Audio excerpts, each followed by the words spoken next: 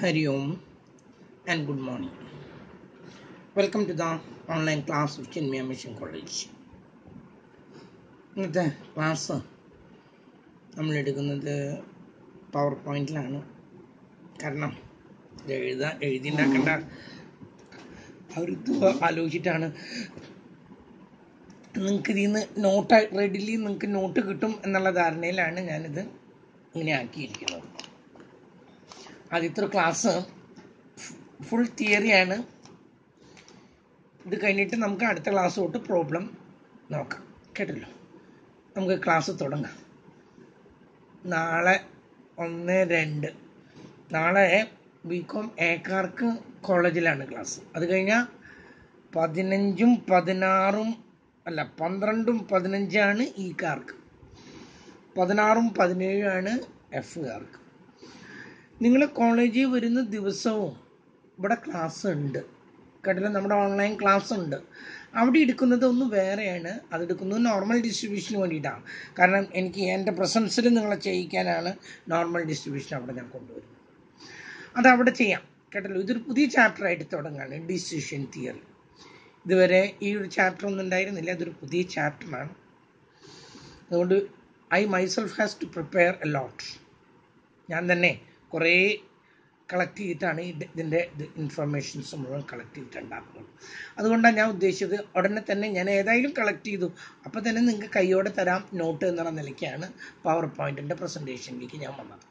നമുക്ക് തുടങ്ങാം. Decision theory. എന്താണ് ഡിസിഷൻ തിയറി എന്ന് നമുക്കൊന്ന് നോക്കാം.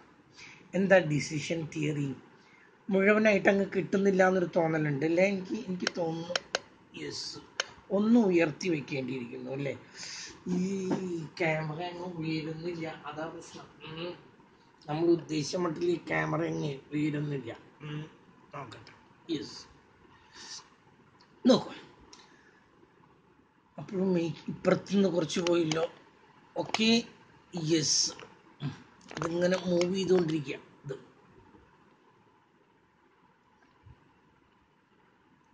ഓക്കെ. ഇനി ഒന്ന് അഡ്ജസ്റ്റ് ചെയ്യുമോ നിങ്ങൾ? കേട്ടല്ലോ. The process of decision making involves making a choice out of 2 or more alternatives. Decision making is an important part of human activity. It is done at the personal level, business level, production, marketing and management, etc. The process of decision making involves making a choice out of 2 or more alternatives. നമ്മൾ എന്ത് കാര്യം എടുക്കുകയാണെങ്കിലും ആ കാര്യം ചെയ്യാനായിട്ട് 2-3 വഴികളുണ്ട്. If you want to come to the college, ചിലർ നടന്നിട്ട് വരുന്നു, ചിലർ സൈക്കിളിൽ വരുന്നു, ചിലർ ബൈക്കിൽ വരുന്നു, ചിലർ കാറിൽ വരുന്നു, ചിലർ ബസ്സിൽ വരുന്നു. ബസ്സിൽ വരുന്നു. എന്തെല്ലാം ഓൾട്ടർനേറ്റീവ്സ് ഉണ്ട്. ഇതിലേതാണ് വേണ്ടത്? That depends on many things. കാശ് കയ്യിലില്ലാത്തവന് നടക്കുക.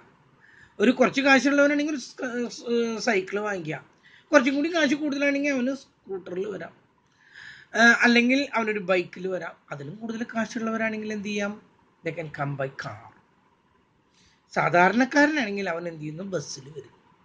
അപ്പം we are having many decisions in day to day life of in our life itself. We are making choices. നമ്മളിങ്ങനെ ചോയ്സുകൾ ഉണ്ടാക്കിക്കൊണ്ടേയിരിക്കുകയാണ്. And that is an important part of the human activity. മനുഷ്യൻ്റെ എല്ലാ കാര്യത്തിലും അങ്ങനെയാണ്. ഒരു ടെക്സ്റ്റൈലിൽ കയറി ഒരു ഷർട്ട് എടുക്കണം. അത് വില കൂടിയത് വേണോ? ആദ്യം ബ്രാൻഡഡ് വേണോ അതോ നോൺ ബ്രാൻഡഡ് വേണോ? അത് കഴിഞ്ഞു അത് നിശ്ചയിച്ചു കഴിഞ്ഞപ്പോൾ അതിൽ വില കൂടിയത് വേണോ വില കുറഞ്ഞത് വേണോ? അത് ഫുൾ കൈ ആയിരിക്കണോ ഹാഫ് കൈ ആയിരിക്കണോ? അതിന് ഏത് കളറായിരിക്കും? ഇതൊക്കെ നമ്മളറിയാതെ നമ്മുടെ മനസ്സിൽ നമ്മൾ ചോയ്സ് എടുത്തുകൊണ്ടിരിക്കുക. ഇത് ഒരെണ്ണാണെങ്കിൽ ഈ പ്രശ്നമില്ല. ആ കടയിൽ ഒരു ഷർട്ടേ ഉള്ളൂ, അത് അവിടെ നമ്മൾ കളറും നോക്കുന്നില്ല, അത് മാത്രമേ അവൈലബിൾ ഉള്ളൂ എങ്കിൽ there is no problem of choice. കേട്ടല്ലോ. അങ്ങനെ വരുമ്പോൾ ചോയ്സ് എന്നുള്ളതിന് വാക്കിന് യാതൊരു പ്രസക്തിയില്ല. പക്ഷെ ഇവിടെ അങ്ങനെയല്ല. We are having 2 or more alternatives. അതിൽ നിന്നും we have to make a choice and that is known as a decision making. Okay, it is done at the personal level. ഞാൻ പറഞ്ഞല്ലോ, നമുക്ക് വ്യക്തിപരമായ കാര്യങ്ങളിലുണ്ട്, ബിസിനസ് ലെവലിലുണ്ട്. ബിസിനസ് ലെവലിൽ ഏത് ബിസിനസ് തുടങ്ങണം? ഇപ്പൊ തൃശ്ശൂർ പൂരാണ് വരുന്നത്. അപ്പം എൻ്റെ ഒരു ഫ്രണ്ട് വന്ന് ചോദിച്ചു, അവിടെ ഒരു സ്റ്റോൾ തുടങ്ങണമെന്നുണ്ട് പക്ഷേ എന്താ അഭിപ്രായം? അപ്പം ഞാൻ പറഞ്ഞു ശരി, ഇതിനെക്കുറിച്ച് ഈ ഡിസിഷൻ മേക്കിങ്ങിനെ കുറിച്ച് അറിയും എന്നുള്ള നിലയ്ക്ക് ഞാൻ പറഞ്ഞു ശരി, നമുക്കൊരു കാര്യം ചെയ്യാം, നമുക്ക് ഡിസിഷൻ ഉണ്ടാക്കാം. ഏതൊക്കെ ചാൻസുകളുണ്ട്? അപ്പം ചാൻസുകൾ ഏതൊക്കെയാണ്? ചോയ്സുകൾ ഉള്ളത്. We can start a tea stall, we can start a candy stall, we can start an ice cream stall. 3 ചാൻസുകളുണ്ട്. ഏത് വേണം?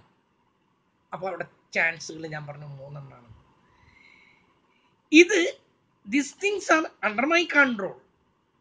What to start? What are the different choices? That one is under my control. But there are certain things which are not in my control. എൻ്റെ കൺട്രോളിലല്ലാത്ത കുറേ കാര്യങ്ങളുണ്ട്.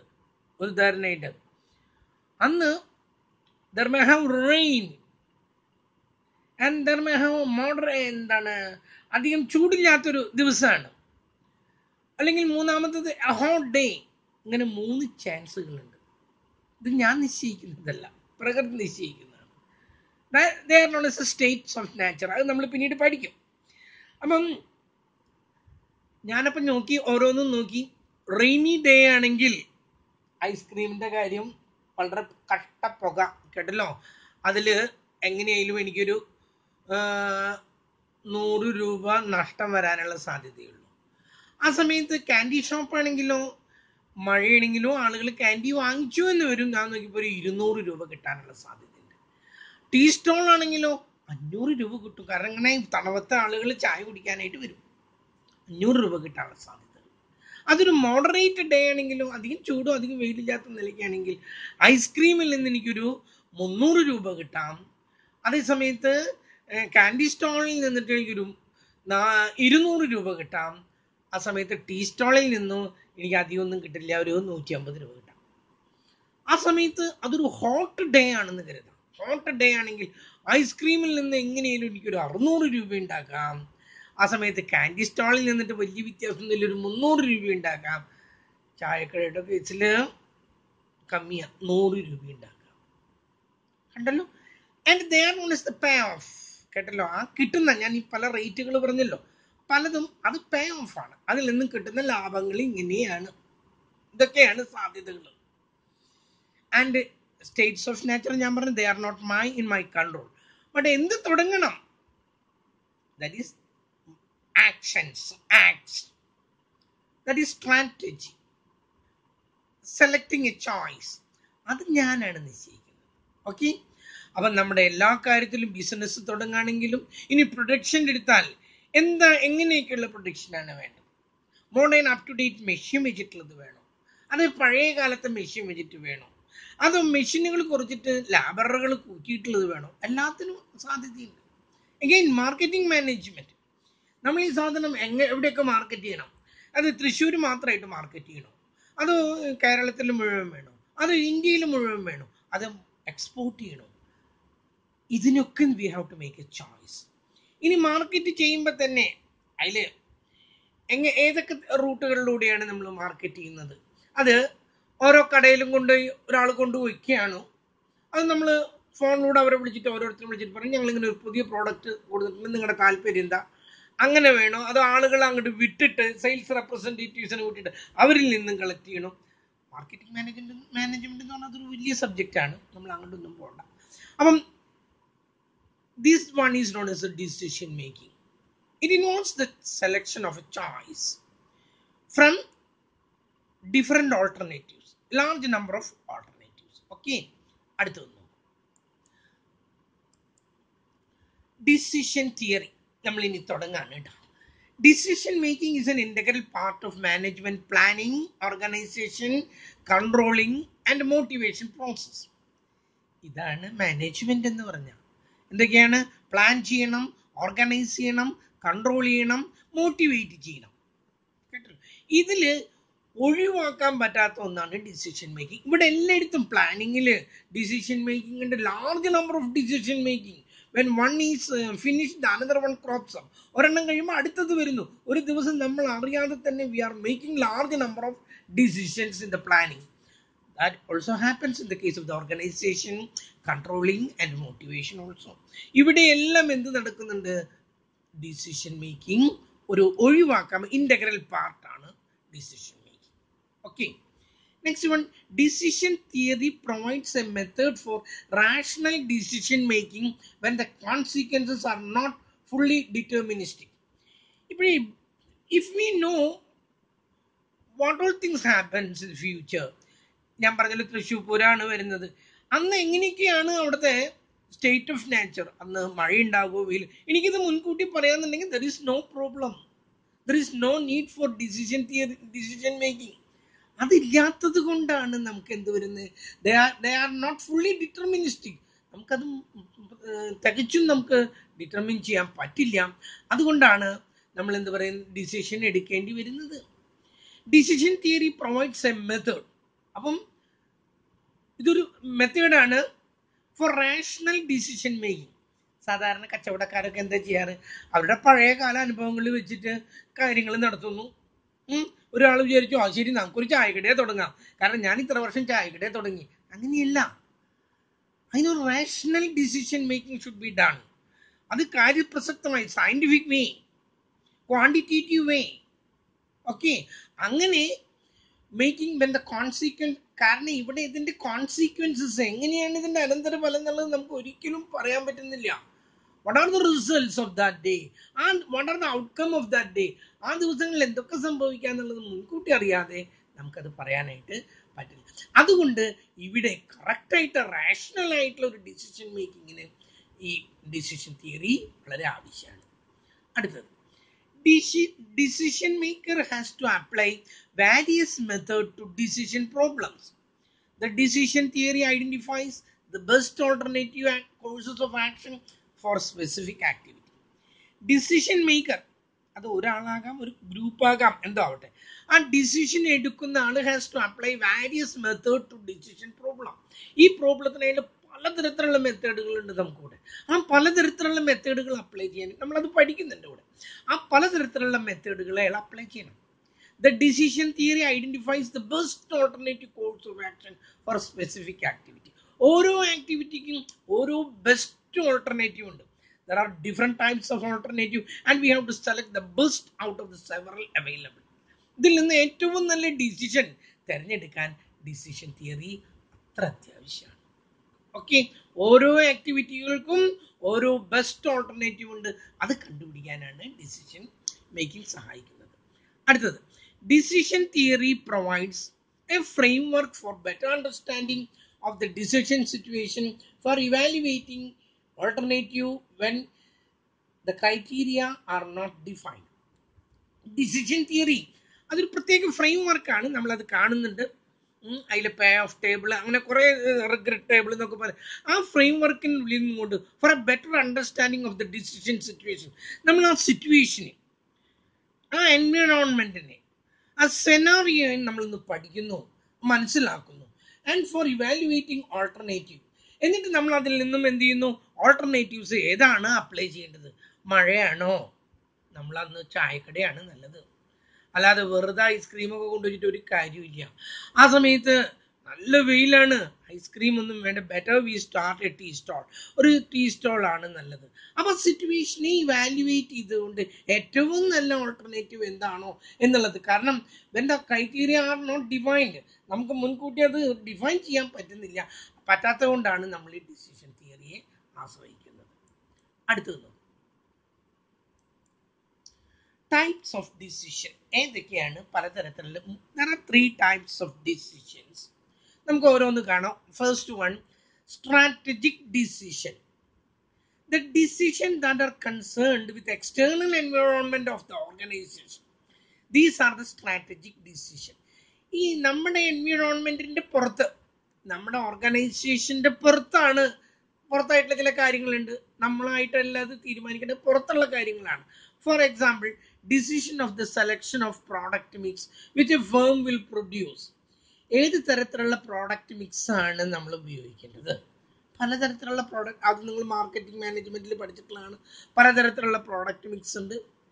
Product മിക്സിൽ തന്നെ പലതരം, ഒരാളും ഇന്ന് ഒരൊറ്റ പ്രോഡക്റ്റ് ആയിട്ട് ഇന്ന് വരെ ഉൽപ്പാദിപ്പിക്കുന്നില്ല. ഏത് കമ്പനി എടുത്താലും പലതരത്തിലുള്ള പ്രോഡക്റ്റുകൾ ഉണ്ട്.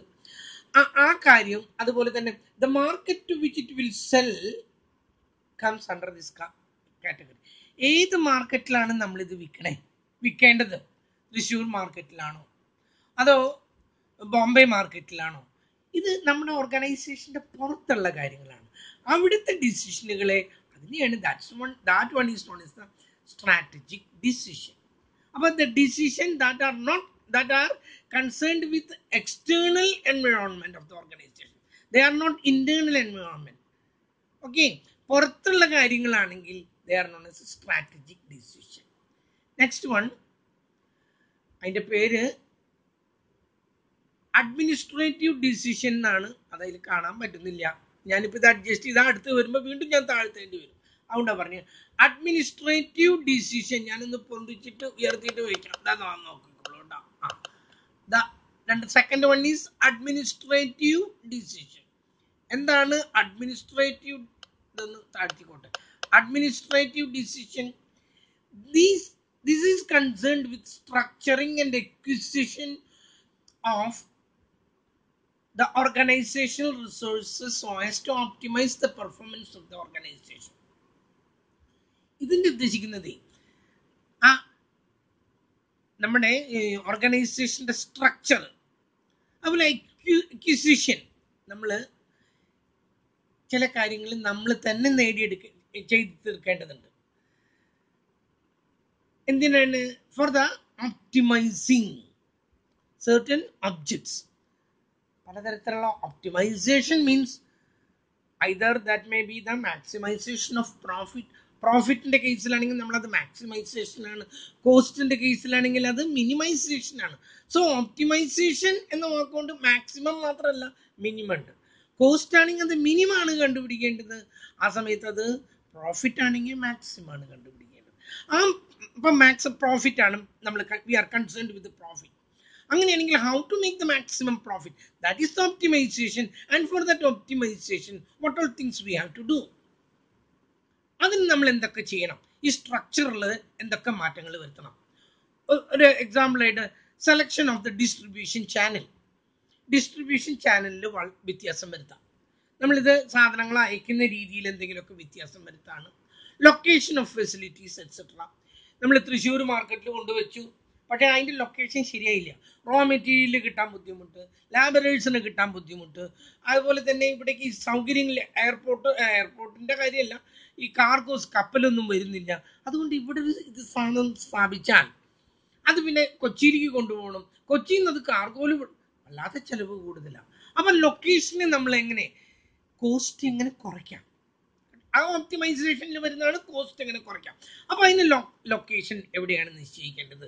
അപ്പം നമ്മൾ തീരുമാനിച്ചു ഏറ്റവും നല്ലത് നമുക്ക് ഈ ലോജിസ്റ്റിക് എന്താണ് ട്രാൻസ്പോർട്ടേഷൻ്റെ ഒക്കെ സൗകര്യം വെച്ച് നോക്കുമ്പോൾ better we start somewhere near Kochi.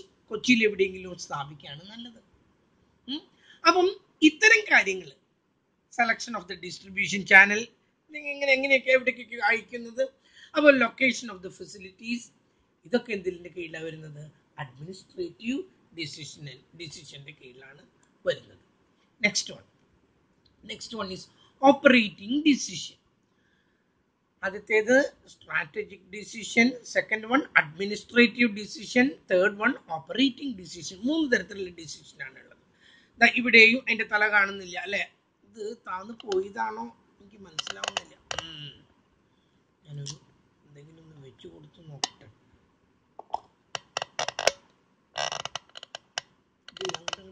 ഞാൻ ആകെ പോകുന്നുണ്ട്. എന്തായാലും കണ്ടല്ലോ. The third one is the operating decision. Okay, ഇനി ഞാൻ അതിനൊന്ന് എക്സ്പ്ലെയിൻ ചെയ്തോട്ടെ. This is primarily concerned with the day-to-day operations of the organization. സാധാരണ ദിവസങ്ങളിലുള്ള കാര്യങ്ങളുമായിട്ട് ബന്ധപ്പെട്ട് കിടക്കുന്നതാണ് operating decision. That means pricing. എങ്ങനെയാണ് പ്രൈസ് ചുമത്തേണ്ടത്? നിങ്ങൾ അതൊക്കെ പഠിച്ചിട്ടുള്ളതാണ്. പലതരത്തിലുള്ള പ്രൈസിങ്ങുകളുണ്ട്. പ്രൈസ് കുറച്ചിട്ട് സ്റ്റാർട്ടിങ്ങിൽ നമുക്ക് പ്രൈസ് അങ്ങ് കുറയ്ക്കാം, എന്നിട്ട് മാർക്കറ്റ് മുഴുവൻ അങ്ങോട്ട് പിടിച്ചെടുക്കാം. അതോ ആദ്യം തന്നെ നല്ലൊരു പ്രൈസ് അങ്ങോട്ട് ചുമത്താം, അതിന് വേണ്ടി കണ്ടമാനം അഡ്വർടൈസ്മെന്റ് അങ്ങോട്ട് കൊടുത്തിട്ട് മാക്സിമം കിട്ടാവുന്ന ഇങ്ങോട്ട് വാങ്ങിയെടുക്കുക. അത്തരം പ്രൈസിങ് വേണം. നിങ്ങൾ പഠിച്ചിട്ടുള്ളതാണ്, അതിനെക്കുറിച്ച് ഞാൻ പറയുന്നില്ല. Production inventory level. ഇൻവെന്ററി എന്ന് പറഞ്ഞാലേ നമ്മൾ സ്റ്റോക്ക് ഇങ്ങനെ കളക്ട് ചെയ്ത് വെക്കാം. കണ്ടമാനം സ്റ്റോക്ക് ഉണ്ടായിട്ട് യാതൊരു കാര്യമില്ല. പെട്ടെന്ന് ഒരു ഒരു ഡിമാൻഡ് നഷ്ടപ്പെട്ടു. ഒരു എന്താണ് പറയേണ്ടത്, കൊറോണ വന്നു, ആളുകളുടെ ജോലിയൊക്കെ പോയി, ആർക്കും ഡിമാൻഡില്ല. ആ സ്റ്റോക്ക് വാങ്ങിച്ച് മുഴുവൻ നഷ്ടത്തിലായി. നമുക്ക് പറയാൻ പറ്റില്ല, കേട്ടല്ലോ. അപ്പൊ കണ്ടമാനം വാങ്ങിച്ചു വയ്ക്കാൻ പറ്റില്ല. എന്നാൽ കുറയാൻ പറ്റുമോ? കുറഞ്ഞാലും നഷ്ടത്തിലേക്ക് വരും, കൂടിയാലും നഷ്ടത്തിലേക്ക് വരും, കുറഞ്ഞാലും നഷ്ടത്തിലേക്ക്. അപ്പൊ അതിൻ്റെ ഇടയിൽ ഒരു economic order level of inventory ഉണ്ട്. അത് നിങ്ങൾ പഠിക്കുന്നുണ്ട്. ഞാനപ്പോൾ അതിനെക്കുറിച്ചിട്ട് ഇവിടെ കൂടുതലായിട്ട് എക്സ്പ്ലെയിൻ ചെയ്യുന്നില്ല. അതെങ്ങനെ സാധാരണ ഒരാഴ്ചയിൽ അല്ലെങ്കിൽ ഒരു മാസത്തിൽ ഇത്ര വാങ്ങിക്കും. ഓരോ ദിവസവും we are consuming and they are dwindling. The stockpile is dwindling. ഓരോ ദിവസം അതിങ്ങനെ കുറഞ്ഞ് ഇങ്ങനെ വരും. കുറഞ്ഞ് അങ്ങനെ ആഴ്ചയിൽ ഒരിക്കലാണെങ്കിൽ വെള്ളിയാഴ്ച ആകുമ്പോൾ അടുത്ത ഓർഡർ ചെയ്തു, കേട്ടല്ലോ. ഇനി ഇതിവിടെ കൊണ്ടുവന്ന് വെക്കുമ്പോഴേ ഇതിന് വെയർ ഹൗസ് വേണം, റാറ്റ്സ് ആൻഡ് ആൻഡ്സ് കയറി വരരുത്, അതിനുള്ള റൂമിന് വെയർ ഹൗസുകളിൽ വേണം, ലൈറ്റിംഗ് വേണം, എല്ലാം അതിന് റെന്റ് കൊടുക്കണം. ഈ ചിലവൊക്കെ നോക്കുമ്പോൾ കണ്ടമാനം വാങ്ങിച്ചു കൊണ്ടുപോയിട്ട് കാര്യമൊന്നുമില്ല, കേട്ടല്ലോ. വളരെ കുറച്ച് വാങ്ങിക്കുക ആവശ്യത്തിനുള്ള. അതേസമയത്ത് പെട്ടെന്ന് ഡിമാൻഡ് അങ്ങ് വർദ്ധിച്ചു, പെട്ടുപോയി, അപ്പോഴും നഷ്ടം വന്നു. അതിന് നമ്മൾ പറയുന്ന റിഗ്രറ്റ്. നമ്മൾ വാങ്ങിച്ച് വെക്കാത്തതിൻ്റെ പേരിൽ പ്രശ്നം വന്നു, അതിന് നമ്മൾ പറയുന്നത് റിഗ്രറ്റ് എന്ന് പറയുന്നത് നമ്മൾ പിന്നീട് കാണും. അപ്പം ഡേ ടു ഡേ ഫെയർ ആയ പ്രൈസിങ്, പ്രൊഡക്ഷൻ ഇൻവെന്ററി ലെവല്, ഇതിനെയൊക്കെയാണ് നമ്മൾ എന്ത് പറയുന്നത്, ഓപ്പറേറ്റിംഗ് ഡിസിഷൻ എന്ന് പറയുന്നത്. നെക്സ്റ്റ് വൺ, അടുത്തത് എലമെന്റ്സ് ഓഫ് ഡിസിഷൻ മേക്കിംഗ്. ഏതൊക്കെ എലമെന്റ്സ് ആണ് ഇതിനുള്ളത് നമുക്ക് നോക്കാം. ഓരോ എലമെന്റ്സ് ഒന്ന് നോക്കാം. First one is the decision maker. And the decision maker refers to an individual or a group of individuals. ഒരാൾ തന്നെ അങ്ങനെയൊന്നും ഇല്ല. ഇപ്പോഴത്തൊക്കെ ടീം വർക്കാണ്. ഒരു ടീമാണ് ഡിസിഷൻ ഒക്കെ എടുക്കുന്നത്. അവർ തമ്മിൽ ചർച്ച ചെയ്തിട്ടാണ് ഡിസിഷൻ എടുക്കുന്നത്. അങ്ങനെ തന്നെ വരുമ്പോൾ തന്നെ എന്താണ്, കറക്റ്റ് ഡിസിഷൻ ആയിരിക്കും. ഒരാളുടെ 2 head is better than 1 head, കേട്ടല്ലോ. ഒരാളുടെ തലയേക്കാളും നല്ലത് രണ്ടാളുടെ തല ഉപയോഗിച്ചാൽ കൂടുതൽ നന്നായിരിക്കും എന്നാ പറയാം, കേട്ടല്ലോ. അപ്പോൾ ഒരു ഇൻഡിവിജ്വൽ ആകാം, ചില കേസുകളിൽ ഇൻഡിവിജ്വൽ എടുക്കാറുണ്ട്, അല്ലെങ്കിൽ ഗ്രൂപ്പ് ഓഫ് ഇൻഡിവിജ്വൽസ് ആയിരിക്കാം. Responsible for making A choice of an appropriate course of action amongst the available courses of action. Available courses of action ഞാൻ പറഞ്ഞു, പലതരത്തിലുള്ള ഓൾട്ടർനേറ്റീവ് നമ്മുടെ മുമ്പിലുണ്ട്. ഏതാണ് ആരംഭിക്കേണ്ടത്, അല്ലെങ്കിൽ എന്താണ് ഞാൻ ചെയ്യേണ്ടത്? ഞാൻ സ്റ്റോക്ക് മാർക്കറ്റിൽ ഇടണോ രൂപ, അതോ ബോണ്ടിലിടണോ, അഥവാ ഇൻട്രസ്റ്റ് ബാങ്കിൽ ഇട്ടാൽ മതിയോ? അവിടെയും ഞാൻ തീരുമാനം എടുക്കുകയാണ്. ഈ 3 അവിടെ അവൈലബിൾ ആയിട്ടുള്ളത്. അതാണ് ഞാൻ ആ കാശ് എടുത്തിട്ട് സുഖമായിട്ട് ലാവിഷായിട്ട് അങ്ങ് ജീവിക്കാം. നാളെ ചത്തുപോയത് ഉപയോഗിച്ചില്ല എന്നുള്ള ആക്ഷേപം വേണ്ടല്ലോ. അതല്ല, എൻ്റെ മക്കൾക്ക് വേണ്ടി നാളെ സേവ് ചെയ്യാം. എന്ത് ചെയ്യണം ഈ പൈസ കൊണ്ട്? അപ്പൊ എൻ്റെ മുമ്പിൽ alternatives are there. They are the alternative course of action. അതിൽ നിന്നും ഞാൻ വി ഹാവ് ടു സെലക്ട്. അതിന് ചുമതലപ്പെടുത്തിയിട്ടുള്ള ആളെ അല്ലെങ്കിൽ ഒരു ഗ്രൂപ്പിനെയാണ് എന്ത് പറയുന്നത്, decision maker. Decision maker is the person who is responsible for making choice out of the several alternative available. വളരെയധികം ഉണ്ടായിരിക്കും, അതിൽ ഏറ്റവും നല്ലത് തിരഞ്ഞെടുക്കാൻ ആരെയാണ് ചുമതലപ്പെടുത്തിയിട്ടുള്ളത്, അയാളെയാണ് നമ്മൾ ഡിസിഷൻ മേക്കർ എന്ന് പറയുന്നത്. Next one, goals to be achieved.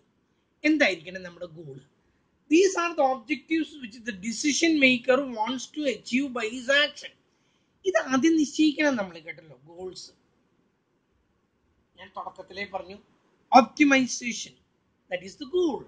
എല്ലാത്തിനും ഒപ്റ്റിമൈസേഷൻ ആണ്. അത് പ്രോഫിറ്റ് ആണെങ്കിൽ മാക്സിമത്തിലാണ്, കോസ്റ്റ് ആണെങ്കിൽ അത് മിനിമത്തിലായിരിക്കണം. ഓരോന്നിനും ഓരോ ലക്ഷ്യങ്ങളാണ്, കേട്ടല്ലോ. അപ്പം ആ ഗോൾ എന്താണ് എന്നുള്ളത് ആദ്യമേ തന്നെ നിശ്ചയിക്കേണ്ടതുണ്ട്. ആ ഗോളിനെ അടിസ്ഥാനപ്പെടുത്തിയിട്ടാണ് അയാൾ എന്ത് ഡിസിഷൻ തിരഞ്ഞെടുക്കേണ്ടത്. അപ്പോൾ ഗോൾസ് ടു ബി അച്ചീവ്ഡ്, അതാണ് രണ്ടാമത്തെ കാര്യം. These are the objectives which the decision maker wants to be achieved by his action. അയാൾ ഈ ആക്ഷനിലൂടെ എന്താണോ ഉദ്ദേശിക്കുന്നത് അതിനെയാണ് ഗോൾസ് എന്ന് പറയുന്നത്. Next one, the value system preference. The value system or preference. This refers to the criteria that the decision maker uses in making the choice of the best course of action. It could include the maximization of income, utility, profit, etc. ഇത് value system എന്ന് പറഞ്ഞാലേ നമ്മൾ എന്താണ് ഉദ്ദേശിക്കുന്നത്? Maximum profit. എത്രയാണ് നമ്മൾ profit ഉദ്ദേശിക്കുന്നത്? നമുക്ക് ഉദ്ദേശിക്കുന്നത് കോസ്റ്റാണ്. എത്ര കോസ്റ്റ് വരെ കുറയ്ക്കാം, അതിനെ ക്വാണ്ടിറ്റേറ്റീവ് ആക്കി മാറ്റാം, കേട്ടല്ലോ. എനിക്ക് കുറേ പ്രോഫിറ്റ്, അതല്ല, അതിന് വാല്യൂ സിസ്റ്റത്തിലേക്ക് മാറ്റുമ്പോൾ അത് ഒരു ക്വാണ്ടിറ്റിയുടെ അളവിൽ പറയുന്നു. അപ്പം it refers to the criterion decision maker uses in making his choice of the best course of action. അയാൾ ആ ആക്ഷൻ ഉപയോഗിക്കുമ്പോൾ അയാളുടെ ക്രൈറ്റീരിയ ഇതായിരിക്കണം. It could include the maximisation of income ആയിരിക്കാം, മാക്സിമൈസേഷൻ ഓഫ് യൂട്ടിലിറ്റി ആയിരിക്കാം, മാക്സിമൈസേഷൻ ഓഫ് പ്രോഫിറ്റ് ആയിരിക്കാം. അതിന് value ബേസിസിൽ പറയുമ്പോൾ വാല്യൂ സിസ്റ്റത്തിലേക്ക് ഇത് നമ്മൾ അടുത്ത് കാണുമ്പോൾ ഓരോ വാല്യൂ സിസ്റ്റം എന്താണ്, പ്രിഫറൻസ് എന്താണെന്നുള്ളത് സംഖ്യകളിലൂടെ കാണിക്കുമ്പോൾ അത് നിങ്ങൾക്ക് ആ ടേബിളിലൂടെ കാണുമ്പോൾ അത് വ്യക്തമാവും. Okay, next one, course of actions. Course of actions ശ്രദ്ധിക്കും. Course of action sometimes called, ഇതിനെ പലതരത്തിൽ പറയും. ആക്ഷൻസ് എന്ന് പറയും, ഓൾട്ടർനേറ്റീവ്സ് എന്ന് പറയും, ആക്ട്സ് എന്ന് പറയും, സ്ട്രാറ്റജി എന്ന് പറയും. ഇത് these are done by the decision maker. ഇത് ചെയ്യുന്നത് ഡിസിഷൻ മേക്കറാണ്. For problem situation all possible course of action should be included. എന്തൊക്കെ സാധ്യതകളുണ്ടോ അത് മുഴുവൻ ഇൻക്ലൂഡ് ചെയ്യണം. അത് even though they are small or big, that should be included. കേട്ടല്ലോ, അങ്ങനെ ചെറുതും വലുതും അങ്ങനെ വ്യത്യാസപ്പെടുത്തരുത്. എന്തൊക്കെ സാധ്യതകളുണ്ട്. കോളേജ് തുടങ്ങാൻ പോവാണ്, നമ്മൾ ബി എക്ക് കൂടുതൽ ക്ലാസ് ആക്കണോ, ബി കോമിന് കൂടുതൽ ക്ലാസ് ആക്കണോ, നമ്മൾ തീരുമാനിക്കണം. ആ സമയത്ത് എന്താണ്, BMW അങ്ങനെ ഒരു കോഴ്സ് ആരംഭിക്കാൻ തീരുമാനിച്ചു. അതിന് പിള്ളേരൊന്നും കിട്ടില്ല. അന്ന് BMW ഇപ്പോൾ ആരാ ചേരുന്നത്? ഈ BMW അല്ല, sorry, BSW, social work. BSW social വർക്കിനെ കുറിച്ചിട്ടാണ്. ആരൊക്കെ അപ്പൊ സോഷ്യൽ വർക്ക് ഇപ്പൊ താല്പര്യം? കുട്ടികൾക്കൊക്കെ ബാങ്കിങ് അല്ലെങ്കിൽ മറ്റുള്ള അങ്ങനെയുള്ളതൊക്കെ അല്ലാതെ ആർക്കാണ് ഇപ്പൊ BA വരെയൊക്കെ നോക്കാം. BSW അങ്ങനെ വേണ്ട, നമുക്ക് BSW തുടങ്ങാൻ തീരുമാനിച്ചു, നമ്മൾ തുടങ്ങി. കേട്ടല്ലോ, അതിന് തന്നെയുണ്ട് 10-60 പിള്ളേർ നമ്മുടെ കോളേജിൽ. അപ്പൊ നമ്മളങ്ങനെ സിമ്പിൾ ആണെന്ന് പറഞ്ഞിട്ട് ഒഴിവാക്കരുത്. എല്ലാ ഓൾട്ടർനേറ്റീവ്സും നമുക്ക് അതിൽ ഉൾപ്പെടുത്തണം. കേട്ടല്ലോ, അപ്പൊ എല്ലാതും even though they are small or big, that should be stressed and that these are the under the control of the decision maker. കാരണം ഇത് ഡിസിഷൻ മേക്കറുടെ കൺട്രോള്. എന്ത് തുടങ്ങണം, ഏതൊക്കെ കോഴ്സുകൾ തുടങ്ങണം, അതൊക്കെ ആരുടെ കീഴിലാണെന്ന് പറഞ്ഞ് ഡിസിഷൻ മേക്കറിന്റെ കൺട്രോളിലാണ്. കൺട്രോളിലല്ലാത്ത ചില കാര്യങ്ങളുണ്ട്, അത് നമുക്ക് ഒന്നും ചെയ്യാൻ പറ്റില്ല. പക്ഷേ കൺട്രോളിലുള്ള കാര്യങ്ങൾ അത് മുഴുവൻ ഉണ്ടായിരിക്കണം. അതിനെയാണ് നമ്മൾ എന്ത് പറയുന്നത്, കോഴ്സ് ഓഫ് ആക്ഷൻ. ഏതൊക്കെ ആക്ഷൻസ് നമുക്ക് എടുക്കാം. ഞാൻ നേരത്തെ പറഞ്ഞല്ലോ, BComന് തുടങ്ങാം, BSCക്ക് തുടങ്ങാം. നമ്മൾ എന്ത് ചെയ്തു, MSCക്ക് തുടങ്ങി. ഒരു കാര്യം ഉണ്ടായില്ല, കുട്ടികളെ എണ്ണം അല്ലാതെ കുറഞ്ഞു. കാരണം കൊറോണയാണ്. എത്ര 8 പിള്ളേരെയും കണ്ടാണ്, 10 പിള്ളേരെയാണ് നമുക്ക് കിട്ടിയത്. ആ സമയത്ത് MComന് അതിന് വളരെ കൂടുതൽ പിള്ളേരെ കിട്ടി.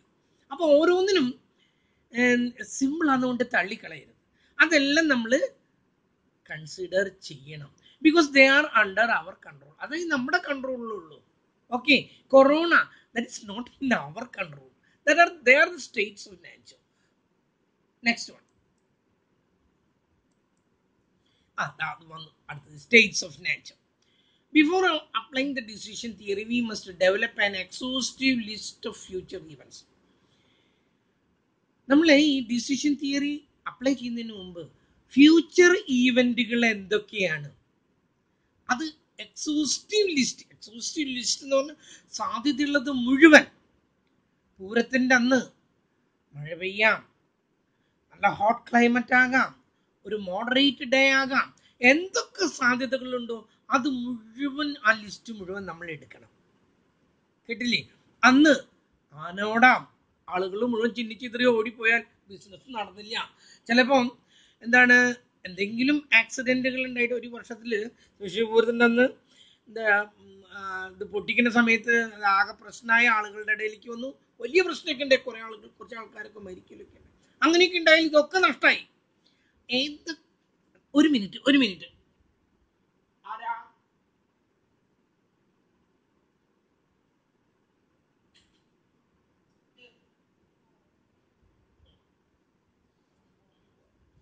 അപ്പം എന്തൊക്കെ events in the future may happen അതെല്ലാം നമ്മൾ കാണണം.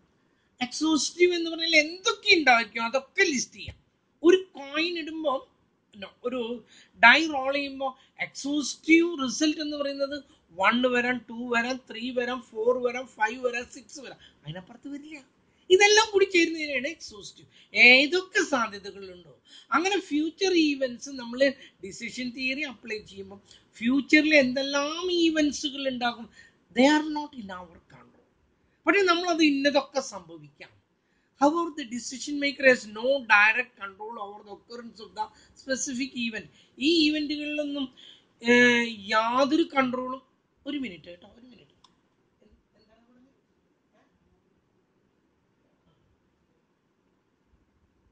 ഈ ഈവൻറ്റുകളിലൊന്നും ഇയാൾക്ക് ഒരു കൺട്രോൾ ഇല്ലാത്തതാണ്. They are known as states of nature. These future events are referred to as states of nature. ഇതിനെ പറയുന്ന പേരാണ് ഈവൻസ് എന്ന്. മറ്റേതെന്താ പറഞ്ഞ action that can be done by, that can be controlled by the decision maker. But these things, that means the events which is known as the states of nature, we are not having any kind of control over the states of nature. ഇതിൽ നമുക്ക് യാതൊരു കൺട്രോളും ഇല്ല. അപ്പോൾ States of nature, പിന്നെ സ്ട്രാറ്റജിയുടെ മറ്റൊരു പേരുകളാണ് actions, acts, പിന്നെ ഒരു പേരും കൂടി ഞാൻ പറഞ്ഞില്ലേ, യെസ്, ആക്ഷൻസ് ആൻഡ് ആക്ട്സ്, അത്ര മതി. ഇതിന്റെ പേരെന്താണ്? സ്റ്റേറ്റ്സ് ഓഫ് നാച്ചർ എന്നും പറയും, ഈവൻസ് എന്നും പറയും. Okay, next one, pay of. It is the effectiveness associated with the specific combination of course of action and the state of nature. നമ്മളൊരു combination, ഒരു കോഴ്സ് നമ്മൾ ഇൻട്രൊഡ്യൂസ് ചെയ്യണം.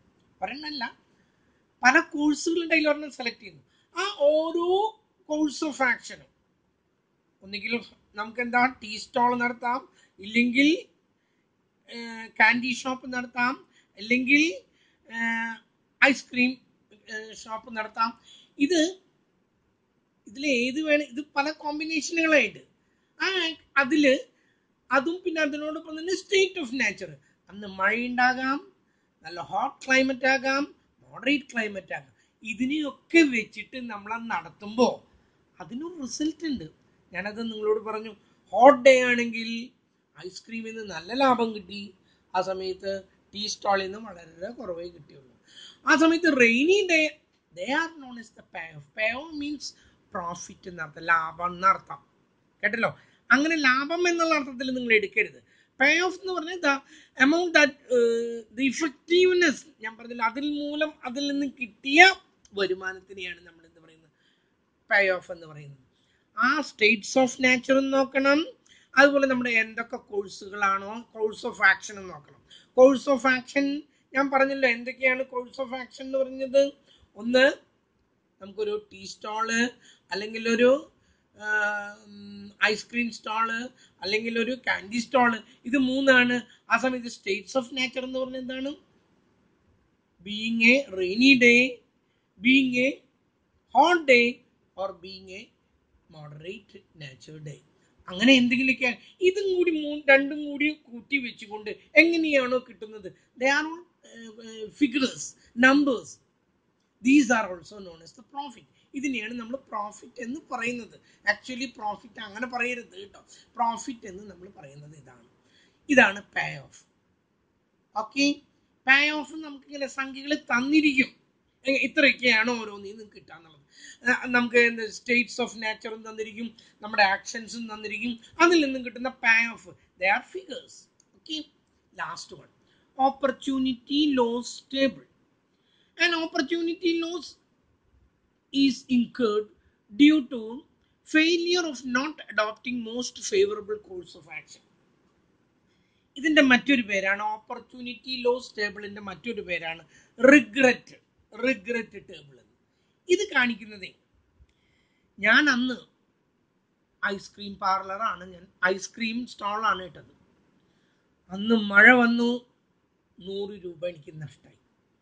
ഞാൻ നോക്കിയപ്പോൾ അന്ന് ഞാൻ ടീ സ്റ്റോളാണ് ആരംഭിച്ചതെങ്കിൽ 500 രൂപ എനിക്ക് ഉണ്ടാക്കാമായിരുന്നു. കേട്ടല്ലോ, 500 രൂപ എനിക്ക് ഉണ്ടാക്കാമായിരുന്നു. ഇവിടെ 100 രൂപ നഷ്ടമാണ് വന്നത്. അപ്പോൾ ആ ബെസ്റ്റ് കോഴ്സ് ഓഫ് ആക്ഷൻ അതായിരുന്നു. ഞാനത് സെലക്ട് ചെയ്തപ്പോൾ തെറ്റ് പറ്റിയതാണ്. അതുകൊണ്ട് എനിക്കുണ്ടായ നഷ്ടം, കേട്ടല്ലോ, ആ നഷ്ടം അത് എനിക്ക് അതാണ് തുടങ്ങിയിരുന്നെങ്കിൽ 500 രൂപ കിട്ടുമായിരുന്നു. അതിപ്പോ എനിക്ക് കിട്ടിയില്ല എന്ന് മാത്രമല്ല, ഇവിടെ എനിക്ക് നഷ്ടവും സംഭവിച്ചു. അതിനെയാണ് ഞാൻ എന്ത് പറയണേ, റിഗ്രറ്റ് അഥവാ ഓപ്പർച്യൂണിറ്റി ലോസ്. ഞാൻ ആരംഭിച്ചത് കാൻഡി ഷോപ്പാണ്. 200 രൂപയാണ് കിട്ടിയതെന്ന്. അതിൽ നിന്ന് എനിക്ക് ലാഭം കിട്ടിയത്. ആ സമയത്ത് അന്ന് നല്ല ഹോട്ട് ഡേ ആയിരുന്നു. ആ സമയത്ത് ഞാൻ ഐസ്ക്രീമിലാണ് ഇൻവെസ്റ്റ് ചെയ്തിരുന്നെങ്കിൽ 500 രൂപ കിട്ടുമായിരുന്നു. ആ സമയത്ത് എനിക്ക് കിട്ടിയത് 200 രൂപയാണ്. ആ 300 രൂപ എൻ്റെ നഷ്ടമാണ്. കേട്ടല്ലോ, 200 രൂപ കിട്ടി. ആക്ച്വലി കിട്ടുന്നത് 500 ആയിരുന്നു. അതെൻ്റെ സെലക്ഷൻ കൊണ്ട് തെറ്റുകൊണ്ട് ബെസ്റ്റ് സെലക്ഷൻ ആയില്ല, ബെസ്റ്റ് ചോയ്സ് ആകാതിരുന്നത് കൊണ്ട് സംഭവിച്ച ആ നഷ്ടത്തിന് പറയുന്ന പേരാണ് റിഗ്രറ്റ്, REGRET അഥവാ ഓപ്പർച്യൂണിറ്റി ലോസ്. ഓക്കെ, ഒന്ന് പേ ഓഫ് നിങ്ങൾ പഠിച്ചു, അതതിൻ്റെ പ്രോഫിറ്റ് ആണ്. പിന്നെ നമ്മളിപ്പോൾ പഠിക്കുന്ന റിഗ്രറ്റ്, ഞാനത് ടൈപ്പ് ചെയ്യാൻ വിട്ടുപോയതാണ്. അതിന് പറയുന്ന പേരാണ് ഓപ്പർച്യൂണിറ്റി ലോസ് എന്ന്. അതെന്താണ്? ഇതിനേക്കാൾ കൂടുതൽ ലാഭം കിട്ടാമായിരുന്ന സാധ്യതകൾ ഉണ്ടായിട്ടും ഞാൻ അതിൽ സെലക്ട് ചെയ്യാതെ ഇത് സെലക്ട് ചെയ്തപ്പോൾ എനിക്ക് വന്ന നഷ്ടം. ആക്ച്വലി അതെനിക്ക് വന്ന നഷ്ടമല്ല, എനിക്ക് ഈ കാൻഡി ഷോപ്പ് തുടങ്ങിയപ്പോൾ 200 രൂപ ലാഭം കിട്ടി. പക്ഷെ ഞാനിത് ഐസ്ക്രീം സ്റ്റോളാണ് തുടങ്ങിയിരുന്നത് എങ്കിൽ ഐ വുഡ് ഹാവ് ഗെറ്റ് 500. എനിക്ക് 500 രൂപ കിട്ടുമായിരുന്നു. അതുകൊണ്ട് എത്ര കുറഞ്ഞപ്പോൾ എനിക്ക് 300 രൂപ കുറവ് വന്നു. അതിനെയാണ് ഞാൻ എന്ത് പറയുന്നത്, ഓപ്പർച്യൂണിറ്റി ലോസ്റ്റ്. ആക്ഷൻ എന്താന്നുള്ളത് നിങ്ങൾ അറിഞ്ഞിരിക്കണം. അതിൻ്റെ പേരാണ് സ്ട്രാറ്റജി എന്ന്, അതിൻ്റെ പേരാണ് ആക്ട്സ് എന്ന്. പിന്നെ ഞാൻ പറഞ്ഞു സ്റ്റേറ്റ്സ് ഓഫ് നാച്ചർ എന്ന് പറഞ്ഞു, അതിൻ്റെ പേരാണ് ഈവൻസ് എന്ന്. ഓരോന്ന് എന്താണെന്ന് അറിയണം. പേ ഓഫ് പറഞ്ഞു, പ്രോഫിറ്റ് എന്ന് നിങ്ങളങ്ങ് മനസ്സിലാക്കാൻ കിട്ടിയത് അതല്ല ആക്ച്വലി പ്രോഫിറ്റ്. അതുപോലെ ഓപ്പർച്യൂണിറ്റി ലോസ് എന്താന്ന് പറഞ്ഞു, അതുപോലെ ഡിസിഷൻ മേക്കർ എന്താന്ന് പറഞ്ഞു. ഇത്രയും കാര്യങ്ങൾ നിങ്ങളൊന്ന് അറിഞ്ഞിരിക്കണം. Okay, that's all for today. ഇന്ന് ഇത്രയേ ഉള്ളൂ. ഇനി നമുക്ക് അടുത്ത ദിവസം തൊട്ട് പ്രോബ്ലമാണ്, അത് അടുത്ത ദിവസം തൊട്ട് കാണാം. ഓക്കെ, പിന്നെ അസൈൻമെന്റ് വെക്കാത്തവർ എല്ലാവരും നിർബന്ധമായിട്ട് അസൈൻമെന്റ് വെച്ചിട്ടില്ലെങ്കിലും ഉണ്ടല്ലോ, അത് ഈ വർഷത്തിന്റെ അവസാനം നിങ്ങൾ കാണാൻ പോകുന്നതാണ് അസൈൻമെന്റ് വെക്കല്. അതെന്റെ പരിധിയിലല്ല കേട്ടില്ല, അത് സ്റ്റേറ്റ്സ് ഓഫ് നേച്ചറാണ്. അത് ലാബിലേക്ക് കൊടുത്തിട്ട് ഓരോരുത്തരുടെയും കിട്ടിയത് നിങ്ങളുടെ അതിൽ കയറ്റേണ്ടതാണ്. ആ സമയത്ത് ഇതുവരെ തന്നിട്ടില്ല എന്ന് പറഞ്ഞാൽ അടുത്ത വർഷത്തെ അഡ്മിഷനൊക്കെ വരുമ്പോൾ അസൈൻമെന്റ് വെക്കണം എന്നുള്ളത് നിർബന്ധമായിട്ട് അവർ പറഞ്ഞിരിക്കും. കേട്ടല്ലോ. Okay, that's all for today.